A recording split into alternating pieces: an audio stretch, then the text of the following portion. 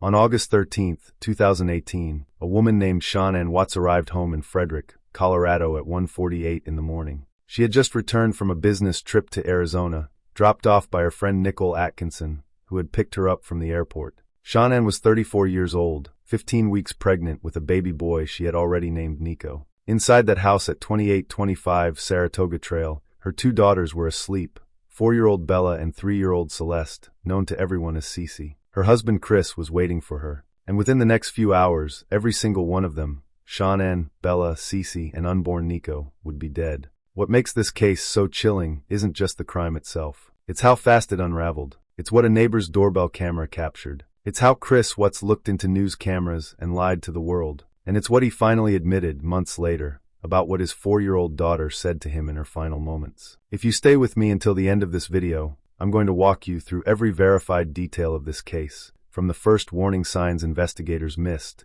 to the confession that revealed the truth nobody wanted to hear. This is a case where digital evidence, a vigilant friend, and one crucial piece of surveillance footage brought a killer down in less than 48 hours. Let me take you back to the beginning, because to understand what happened that August night, you need to understand who Shanann Watts really was. She was born Shanann Catherine Razusek on January 10, 1984, in Clifton, New Jersey. Her family later moved to Aberdeen, North Carolina, where she grew up. Her mother Sandra described her as a fireball, someone who never gave up, no matter what life threw at her. And life threw plenty. Shanann battled lupus, an autoimmune disease that can make pregnancy dangerous. Yet she managed to have 3 pregnancies that her family considered nothing short of miraculous. By 2018, she was working as an independent representative for a wellness company called Unravel, selling Thrive products. Before that, she had worked in human resources at Children's Hospital Colorado. She was ambitious, she was social, and by all accounts from friends and family, she adored her daughters.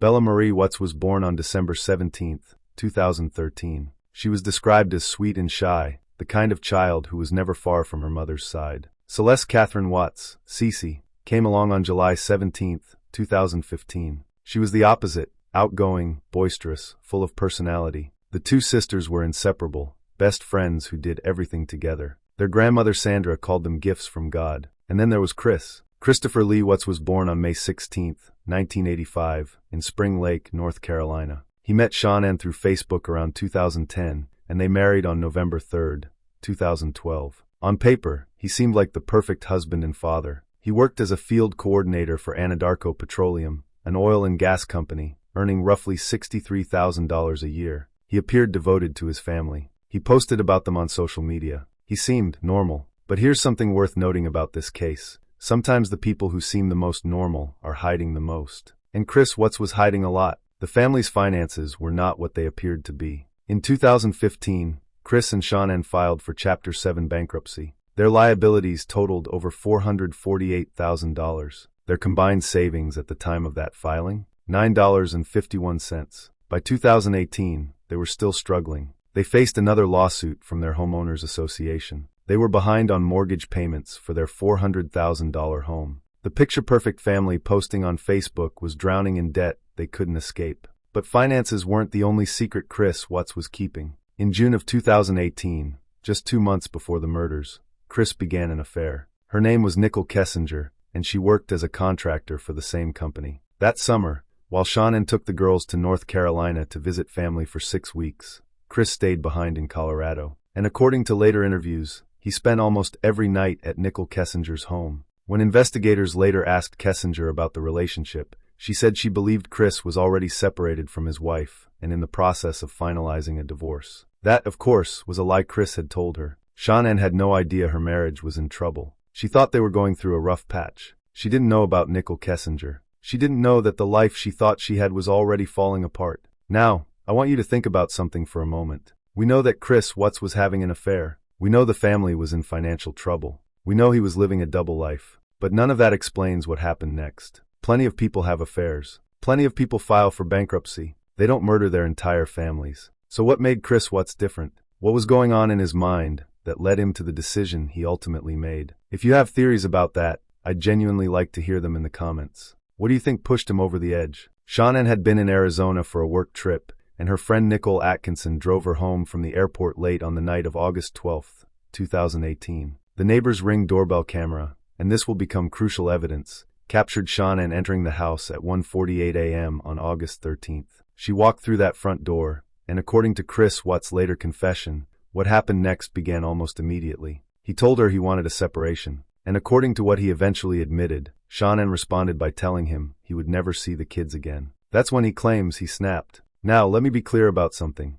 Chris Watts has given multiple versions of what happened that night. His first story was a lie. His second story was a partial lie. Even his most detailed confession, given months later, has been questioned by some who wonder if he's still not telling the whole truth. So as I walk you through the events, I'll tell you what the evidence confirms, what Chris himself admitted, and where the gaps remain. What we know for certain is this. Sometime in the early morning hours of August 13th, Chris Watts strangled his wife Shanann to death in their bedroom. According to his February 2019 confession, she was on her side in bed when he put his hands around her neck. She pleaded with him, those words he later recalled her saying, "Get off me, don't hurt the baby." She fought back, but she was pregnant, she had lupus, and he was stronger. The official autopsy would later confirm the cause of death, asphyxiation due to manual strangulation. The medical examiner noted purple-black bruising on her neck. But here's where this case becomes something beyond comprehension. The children were still in the house. 4-year-old Bella and 3-year-old CeCe were sleeping in their rooms. And Chris Watts didn't stop with his wife. His initial story, the one he told his own father in a recorded conversation at the police station,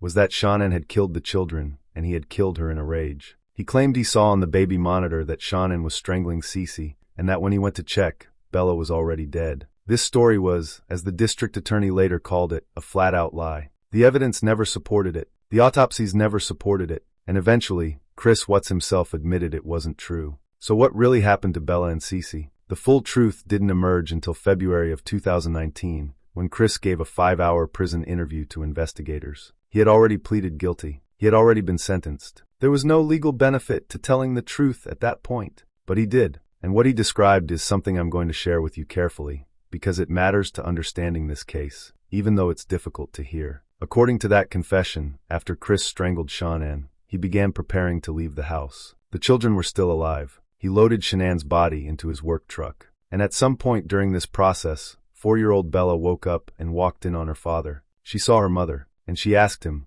"What are you doing with Mommy?" Chris told her that Mommy didn't feel good. He put both girls, still alive, into the truck along with their mother's body. That neighbor's Ring camera captured something crucial at 5:15 a.m., Chris backing his truck into the garage, which was unusual behavior for him. The footage shows him making 3 trips to load items into the cab of the truck rather than the bed. He drove 40 miles north to a remote oil site called Serva 319. It was owned by Anadarko, his employer, and he had arranged the night before to work there alone. The site sat in a natural depression among low hills, invisible from surrounding roads. Chris knew no one would be there. He knew the maintenance schedules. He knew exactly how isolated it was. At that site, according to his confession, he buried Shanann's body in a shallow grave. And then he killed his daughters. He smothered 3-year-old CeCe first, while Bella watched. Then he came back for Bella. According to Chris, she asked him, "Is the same thing gonna happen to me as CeCe?" Her last words were, "Daddy, no." The autopsy of 4-year-old Bella confirmed she fought for her life. The medical examiner found bite marks on her tongue and lacerations inside her mouth consistent with a struggle. CeCe's autopsy showed no visible external injuries. She was smothered, cause of death asphyxiation, but she didn't fight the way her older sister did. Chris placed the bodies of his 2 daughters into crude oil storage tanks, 8-inch hatches leading down into 400-barrel containers. He put them in separate tanks. As District Attorney Michael Rourke later observed, he placed them apart so they could not be together even in death. Now I want to pause here, because I know this is heavy. If you need to take a moment, I understand. This case is not easy to sit with, but understanding what happened, really understanding it, is the only way to honor Shanann, Bella, CeCe, and baby Nico. So let me tell you about the investigation that brought Chris Watts down, because in some ways, it's the most remarkable part of this entire story. Chris drove back home from Serva 319 that morning and went about his day as if nothing had happened. He texted his co-workers. He texted Nicole Kessinger. He was setting the stage for when someone noticed his family was missing. But what he didn't count on was Nicole Atkinson. Remember, Nicole was the friend who had dropped Shanann off at the house the night before. She knew Shanann had an OB/GYN appointment scheduled for that morning. When Shanann didn't show up and didn't respond to texts, Nicole grew concerned. This was completely out of character. Shanann was always responsive. She was always on top of her schedule. By 12:10 in the afternoon, Nicole drove to the Watts home. She found Shanann's car in the garage with the car seats still inside. She knocked. No answer. She called Chris at work. He said he didn't know where Shanann was, that they had an emotional conversation that morning, and she had left with the kids. But Nicole wasn't buying it. She called the Frederick police. Officers arrived at the house around 1:40 p.m. for a welfare check. Chris got there shortly after, and here's what investigators found inside. Shanann's phone, hidden between the couch cushions. Her purse, her wallet, her car keys, her lupus medication she needed daily for her autoimmune condition. Everything she would have taken if she had actually left the house with the kids. The family dog was there, unharmed. But Shanann, Bella, and CeCe were nowhere to be found. Chris consented to a search of the home. And that same day, a neighbor named Nate Trinistic shared something with police that would change everything: his Ring doorbell camera footage. The surveillance showed Shanann entering the house at 1:48 a.m. It showed Chris backing his truck into the garage at 5:15 a.m. It showed him loading items into the truck, and it showed him leaving and returning without ever showing Shanann or the children coming out of that house alive. Here's something else Nate Trinistic told investigators that day. After watching Chris's reaction to the footage, he said, "He's not acting right at all. He's never fidgety. The fact that he's over here blabbing his mouth makes me kind of suspicious." Nate saw what investigators would soon confirm. Something about Chris Watts was off. On August 14th, the case escalated. The Colorado Bureau of Investigation activated an endangered missing alert. The FBI joined the investigation. Media descended on the quiet Frederick neighborhood. And Chris Watts did something that would later be analyzed by body language experts, psychologists, and millions of people watching on YouTube. He gave televised interviews. Standing outside his home, Chris looked into the cameras and said, "Shanann, Bella, Celeste, if you're out there, just come back. This house is not complete without anybody here." He talked about how much he missed them. He described their daily routines. And he made critical mistakes that trained eyes noticed immediately. He referred to his daughters in the past tense. He said Bella loved those shoes, and that she was a girly girl, language you use about someone who's dead, not someone who's missing. Psychology experts who later analyzed the footage described him as emotionless, unaffected, and scripted. At one point, he smiled while talking about his missing family. His body language didn't match his words. The disconnect was subtle enough that the average viewer might not catch it, but to investigators, it was another red flag in a case already full of them. I'm curious what you noticed if you've seen that footage. Looking back now, knowing what we know, the signs seem obvious. But at the time, many people still believed Chris was a grieving husband searching for his family. What do you think gave him away? Drop your thoughts in the comments. I'd like to know what stood out to you. Behind the scenes, investigators were building their case. Phone records revealed something Chris had been hiding: his affair with Nicole Kessinger. But here's the thing, they didn't confront him with it right away. They waited. They wanted to see if he would lie about it first. And when they finally asked him directly, he admitted to the affair but insisted it had nothing to do with his family's disappearance. On August 15th, investigators asked Chris to take a polygraph test. He agreed. This was a crucial moment, and I want to explain why. A polygraph, or lie detector test, measures physiological responses: heart rate, blood pressure, respiration, skin conductivity, while someone answers questions. They're not admissible in court because they can be beaten or can produce false positives. But they're incredibly useful as an investigative tool because most people don't know how to beat them, and the process of being confronted with the results often leads to confessions. Chris Watts failed his polygraph spectacularly. His score was -18. For context, the typical threshold for deception is -4. -18 was described as one of the lowest possible scores, clear and unambiguous deception. When the examiner confronted him with the results, he said something to the effect of, "It is completely clear that you were not honest during the testing. And I think you already know that." And that's when Chris Watts began to crack. Investigators revealed that they knew about Nicole Kessinger. They told him the evidence wasn't adding up. They let him sit with the weight of what they knew. And then Chris asked to speak with his father, Ronnie. Police agreed, and they recorded the conversation. In that room, speaking to his father, Chris Watts told his first version of events. It was a lie, but it was a partial confession. He said that he saw Shanann strangling their daughters on the baby monitor. He said Bella was already dead when he got there. He said he killed Shanann in a rage after seeing what she had done. It was a story designed to make him look sympathetic, like a father who lost control after witnessing something unimaginable. But investigators didn't believe it. The timeline didn't work. The evidence didn't support it, and the autopsies would later prove it was impossible. Chris Watts was arrested that evening, August 15th, 2018. Anadarko fired him the same day, and investigators headed to Survey 319. Let me walk you through what happened at that oil site, because the recovery of the victims is an important part of this story. Investigators used GPS data from Chris's company truck to pinpoint exactly where he had been that morning. Drone surveillance detected disturbed earth near the storage tanks. A bedsheet found at the site matched pillowcases found in the trash at the Watts home. The recovery took 14 hours, from 5 a.m. to 6:45 p.m. on August 16th. Shanann's body was found in a shallow grave, wrapped in a sheet. Bella and CeCe were recovered from 2 separate crude oil storage tanks. The image of those 8-inch hatches, barely large enough to fit a small child's body through, became one of the most haunting details of this case. If you're still with me at this point, I want to thank you for taking the time to understand what happened to this family. It's not easy material, and if you haven't already, a like on this video genuinely helps others find this story. Now let me tell you about what happened next, because the legal process in this case was unusually swift. On August 20th, 2018, just 1 week after the murders, Weld County District Attorney Michael Rourke filed 9 felony charges against Chris Watts. 3 counts of first-degree murder after deliberation. 2 counts of first-degree murder of a child under 12 by a person in a position of trust. 1 count of unlawful termination of pregnancy. 3 counts of tampering with a deceased human body. Colorado has the death penalty, or at least it did at the time. The question of whether to pursue it fell to the DA in consultation with the victim's family.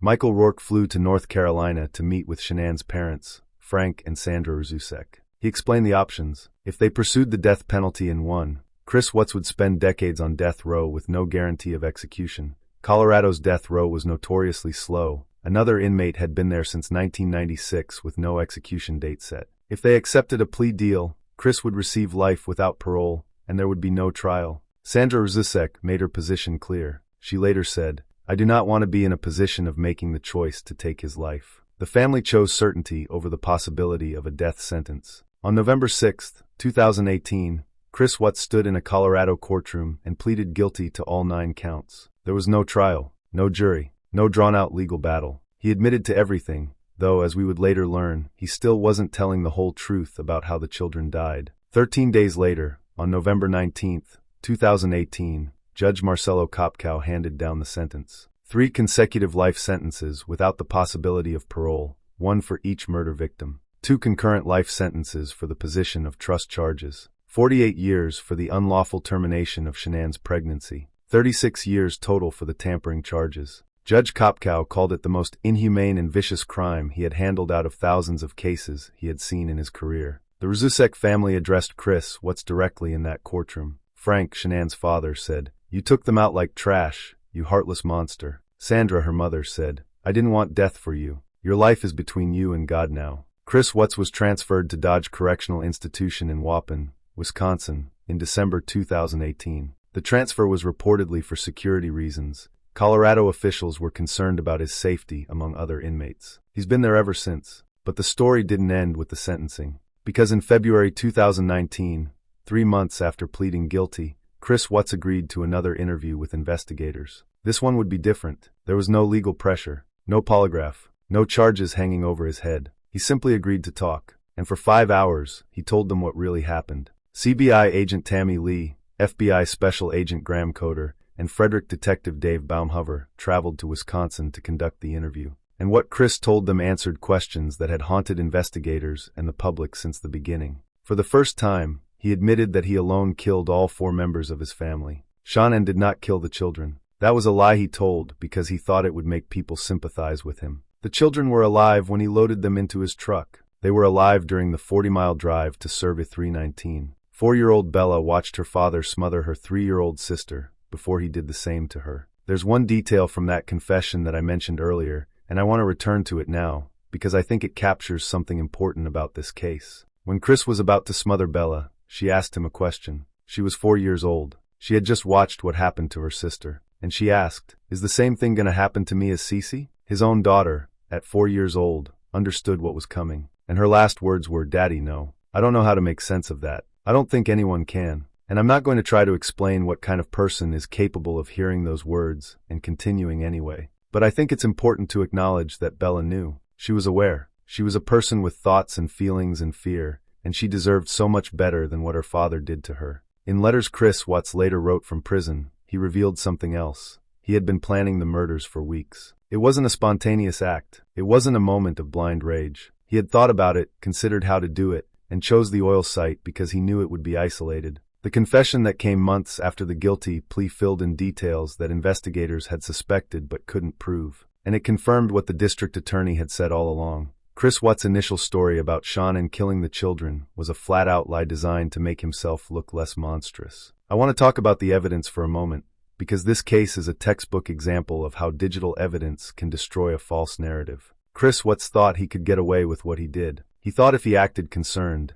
if he gave interviews, if he kept his story straight, no one would suspect him. But he didn't account for the surveillance footage. He didn't account for the Jeep's data. He didn't account for the text messages that showed his affair and his premeditation. Nate trying to stick his Ring camera captured the timeline that proved Chris was lying. The footage showed Shanann entering the house but never leaving. It showed Chris's unusual behavior with the truck. It created a minute-by-minute record that contradicted everything he claimed. Anadarko's Geotab GPS system tracked his work vehicle to Service 319 on the morning of August 13th. Phone records showed he had arranged to work at that site alone the night before, evidence of planning. Text messages between Chris and Nicole Kessinger established the affair and showed he was communicating with her even while disposing of his family's bodies. A K-9 trained for trauma detection alerted in the basement of the Watts home, consistent with bodies being moved through that area. Tufts of blonde hair matching the children were found on the hatches of the storage tanks. The bedsheet at the oil site matched bedding from the Watts home. It was an overwhelming collection of evidence,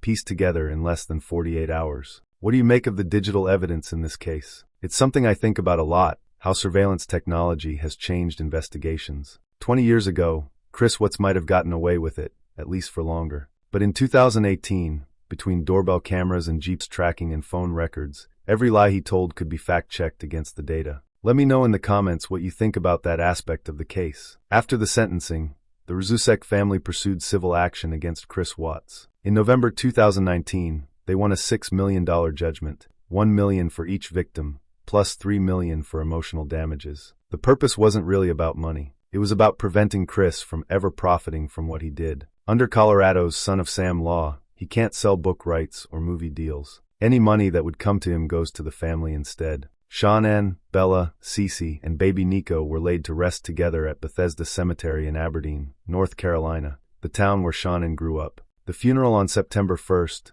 2018, was attended by hundreds of people. The Rzusek family has worked to keep their memory alive, to make sure the world remembers who they were and not just how they died. There are still questions about this case that don't have satisfying answers. Why did Chris Watts do it? He had an affair. He was in financial trouble. He wanted out of his marriage. But none of those things explain murder. Plenty of people in similar situations get divorces. They don't kill their pregnant wives and smother their children. There's something else that was going on inside Chris Watts, something that investigations and confessions haven't fully explained. Some experts have speculated about what psychological factors might have been at play. But speculation isn't the same as understanding, and I'm not going to pretend we have answers we don't. What I can tell you is that the district attorney, the investigators, and the family members who knew Shanann all agree on one thing. Chris Watts made a choice. He chose to kill his wife rather than divorce her. He chose to kill his daughters rather than share custody. He chose his own convenience over 4 human lives. And then he chose to lie about it,